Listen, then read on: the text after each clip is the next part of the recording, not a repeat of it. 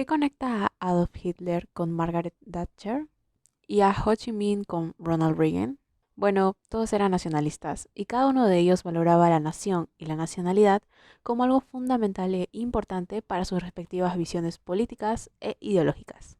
Hola, ¿qué tal? Somos el grupo 5 en el curso de Historia Contemporánea y hoy les hablaremos sobre la creación del nacionalismo, específicamente el nacionalismo italiano. Pero antes de ello tenemos que saber qué es el nacionalismo. Según Baradi Phillips, el nacionalismo es posiblemente la ideología política más exitosa de los tiempos modernos. De hecho, tiene tanto éxito que en ocasiones ha sido adoptada y combinada con todas las demás ideologías políticas importantes, como el liberalismo, el conservadurismo, el comunismo, el socialismo y el fascismo. Por su propia naturaleza, el nacionalismo es muy diverso y difiere de una nación a otra en aspectos clave. Históricamente hablando, el nacionalismo se ha utilizado de formas muy distintas, tanto para conquistar como para liderar, tanto para construir la democracia como para establecer la autocracia, y tanto por los movimientos de izquierda como por los de derecha. Ahora les hablaré un poco sobre la terminología.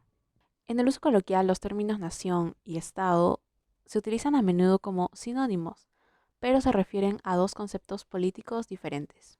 Un Estado, sobre todo un Estado soberano, es un tipo de entidad política. Una nación es un grupo social formado por individuos que se identifican como vinculados entre sí.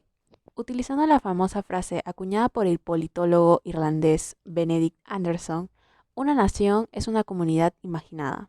Cuando estos dos conceptos de nación y Estado se unen y cuando el Estado se crea para servir a los intereses de una nación específica, esto se llama Estado-nación. Finalmente, el nacionalismo es la creencia de que la nación debe formar la base del orden político.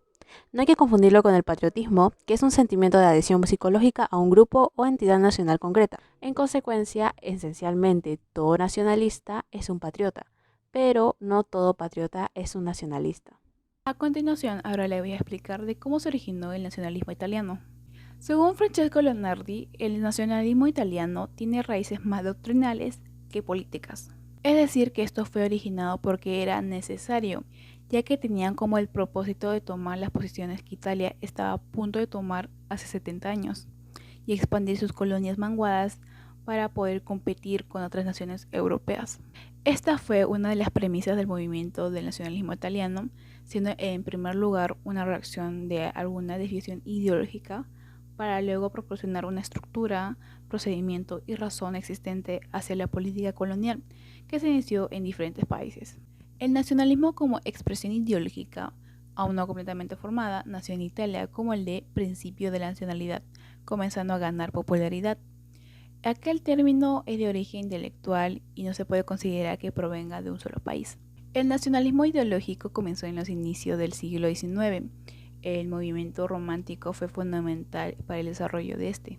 Personajes importantes como Manzoni y Leopardi defendían mediante sus obras una identidad cultural y unos sentimientos específicamente italianos al abrirse la idea del Risorgimento a causa de las intromisiones de Austria. En Italia, la historia del nacionalismo se encuentra estrechamente ligada con la historia del Risorgimento.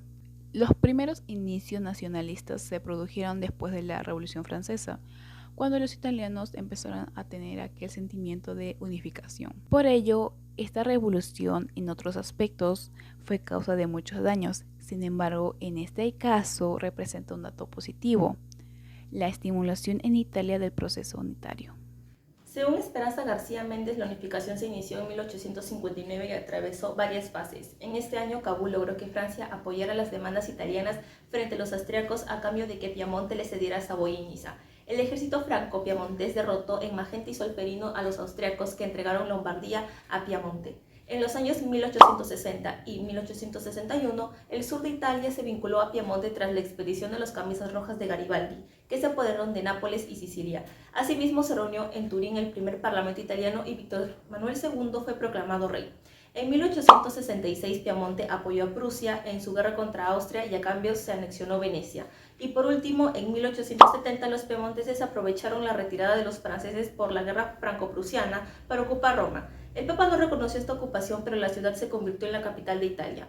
Los nacionalistas italianos buscaban consolidar la autoridad del Estado y la disposición o un avío de una política colonial que permitiera al país mantenerse al nivel de las demás naciones europeas.